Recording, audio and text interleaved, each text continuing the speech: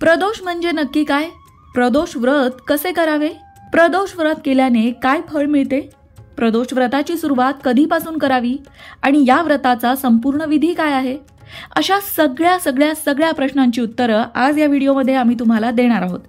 प्रदोष व्रताबद्दल संपूर्ण माहिती तुम्हाला या व्हिडिओतून मिळेल. हा व्हिडिओ संपूर्ण नीट लक्ष देऊन ऐकल्यानंतर प्रदोष व्रतासंदर्भात तुमच्या मनात कोणतीही शंका राहणार नाही याची खात्री बाळगा. चला तर मग सुरुवात करूया, पण त्याआधी चॅनलला सबस्क्राईब नक्की करा आणि आमच्या फेसबुक पेजलाही फॉलो करा. सगळ्यात पहिला प्रश्न म्हणजे प्रदोष म्हणजे काय? तर प्रदोष हा एक काळ आहे. प्रदोष काळ कसा ओळखावा? सामान्यतः सूर्यास्ताच्या आधी 45 मिनिटं आणि नंतरची 45 मिनिटं याला प्रदोष काल मानण्यात येतं. पण त्या दिवशीचा प्रदोष काळ तुम्ही पंचांगाप्रमाणे बघू शकता. आता जाणून घेऊया प्रदोष व्रत म्हणजे काय आहे. प्रदोष व्रत हे भगवान शिवशंकरांचं व्रत आहे. एका महिन्यामध्ये 2 वेळा त्रयोदशी असते आणि या त्रयोदशीच्या दिवशी प्रदोष व्रत करावं असं शास्त्रात सांगितलंय. या दिवशी संपूर्ण दिवसभर उपवास करून संध्याकाळी शिवपूजन करावं, अर्थात प्रदोष काळामध्ये शिवपूजन करावं. पुराणातील संदर्भानुसार जेव्हा पृथ्वीवर पाप वाढेल, लोक अधर्मी होतील, लोक नीच कर्म जास्त करण्यात उत्सुक असतील, तेव्हा ज्या व्यक्ती हे पाप फेडण्यासाठी प्रदोष व्रत करतील त्यांना मोक्षाची प्राप्ती होईल. त्यांची जन्मजन्मांतरीची पापं नष्ट होतील, सर्व दोष दूर होतील. म्हणूनच या व्रताचं नाव प्रदोष आहे. व्यक्तीच्या सर्व दोषांचं हरण करणारं हे व्रत आहे. त्याचबरोबर आपल्या काही सांसारिक अडचणी दूर व्हाव्या म्हणून सुद्धा हे प्रदोष व्रत केलं जातं आणि ते उत्तमरित्या फलदायी ठरतं.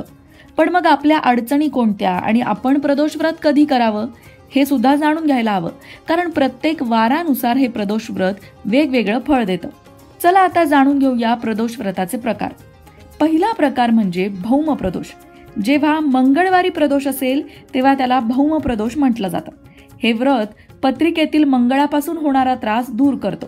उदाहरणार्थ तुमच्या विवाहामध्ये येणाऱ्या अडचणी किंवा कर्ज या संदर्भात काही त्रास असेल तर तुम्हाला भौम प्रदोष व्रत करण्याचं सांगितलं जातं. म्हणजे जेव्हा मंगळवारी प्रदोष येईल तेव्हा व्रत करायचं. त्यानंतर दुसरा प्रकार म्हणजे शनी प्रदोष. हे व्रत खूप जण करतात. जेव्हा शनिवारी प्रदोष असेल तेव्हा त्याला शनी प्रदोष म्हटलं जातं. या व्रताने 7.5चा त्रास, पनौती किंवा अडीचकी ज्याला म्हटलं जातं, शनी किंवा राहू संदर्भातले दोष या सगळ्यांपासून सुटका होते. इतकंच नाही तर मुलांपासून मातापित्यांना जे त्रास होतात किंवा सतत गर्भपात होणं यासारख्या अडचणी सुद्धा शनी प्रदोष व्रताने दूर होतात. संततीची इच्छा असणारे सुद्धा शनी प्रदोष व्रत नक्की करतात. त्यानंतरचा प्रकार आहे सौम प्रदोष. जेव्हा सोमवारी प्रदोष असतो तेव्हा त्याला सोम प्रदोष म्हटलं जातं.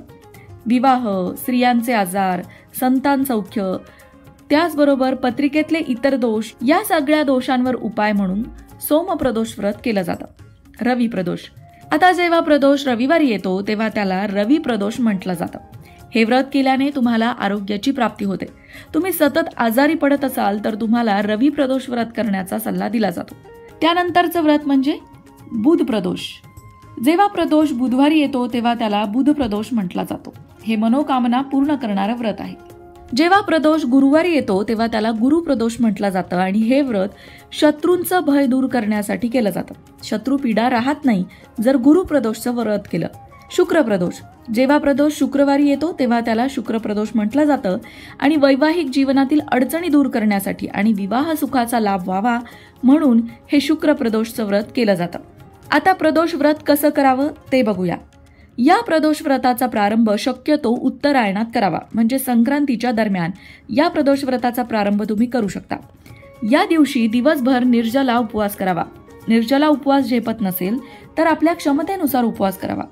दिवसभर शिवशंकरांची उपासना करावी आणि रात्री शिवपूजेनंतर भोजन करावे. संध्याकाळी प्रदोष काल पाहून शिवमंदिरात जावे. पंचामृताने भगवान शिवशंकरांना अभिषेक करावा. बेलपत्र वाहावे आणि ओम नमः शिवायचा जप जमेल तेवढा करावा. मंदिरात जाणे शक्य नसेल तर घरी पूजा केली तरी चालते. घरी पूजा करण्यासाठी काय करायचंय तर पूजेचं ठिकाण स्वच्छ करून घ्यायचंय, रांगोळी काढायची आहे, दिवा लावायचा आहे, वातावरण प्रसन्न राहील असं बघायचंय.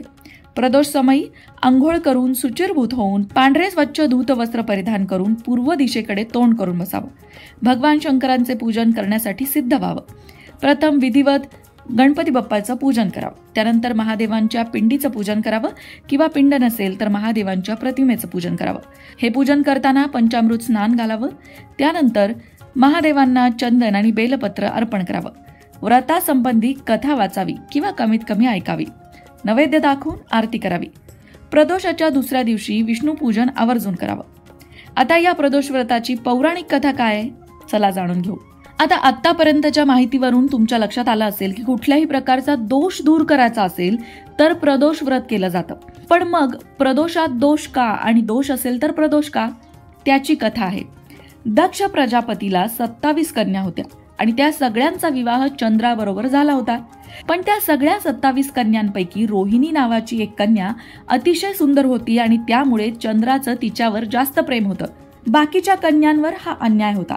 त्या सर्व दक्षाकडे गेल्या आणि त्यांनी आपलं दुःख मांडलं. राजा दक्षाने चंद्राला शाप दिला की तुला क्षय होऊन तुझ्या सर्व कला हळूहळू कमी होतील, तुला पीडा होईल.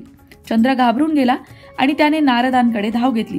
नारद मुनींनी भगवान शिवांची उपासना करण्याचा सल्ला चंद्राला दिला.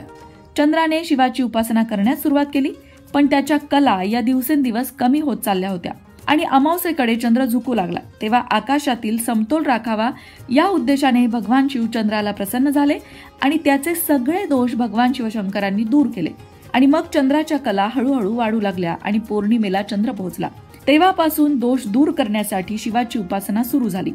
हे व्रत स्त्री आणि पुरुष दोघंही करू शकतात. म्हणजे तुमच्या हातून काहीतरी चुकीचं घडलंय असं तुम्हाला वाटत असेल तर तुम्ही हे प्रदोष व्रत करू शकता. त्यामुळे सगळ्या प्रकारच्या दोषांपासून मुक्ती मिळते, संकटांचं निवारण होतं. पण प्रदोष काळ जेव्हा असतो तेव्हा काही गोष्टी पाळणं सुद्धा आवश्यक आहे. प्रदोष काळात वेद अध्ययन करू नये असं सांगितलंय, कारण हे व्रत रात्र कालातील आहे आणि वेद अध्ययन हे सूर्य असताना करायचं असतं. हे प्रदोष व्रत 3 ते 12 वर्ष अवधीचं असतं. कृष्ण पक्षातील प्रदोष जर शनिवारी आला तर तो विशेष फलदायी मानला जातो. तर मंडळी, आपणही आपले दोष दूर करण्यासाठी प्रदोष व्रताचा लाभ अवश्य घ्या. मंडळी, प्रदोष व्रताचं महत्त्व तुमच्या लक्षात आलंच असेल, पण प्रदोष काळ हा शंकरांना प्रिय आहे. प्रदोष काळ हा शिवपूजनासाठी उत्तम काळ आहे. प्रदोष व्रत हे शिवशंकरांचं मनोरथ पूर्ण करणारं काम्य व्रत आहे. हे व्रत शीघ्र फलदायी सुद्धा आहे. हे व्रत शिव उपासनेतील अत्यंत महत्त्वाचं व्रत आहे. मगाशी सांगितल्याप्रमाणे प्रदोष व्रत आपली इच्छापूर्ती करते, दारिद्र्याचा नाश करते, आर्थिक संकटातून आपली सुटका करतं. त्याचबरोबर संतती सौख्य सुद्धा प्रदोष व्रतामुळे लाभू शकतं.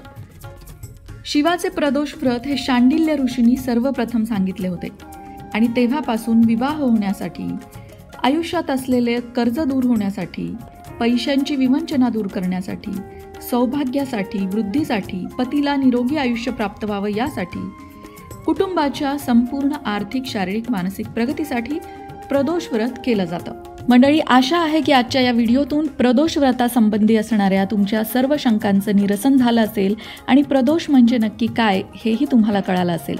आणखीनही काही तुमच्या शंका असतील तर तुम्ही कमेंट बॉक्समध्ये विचारू शकता.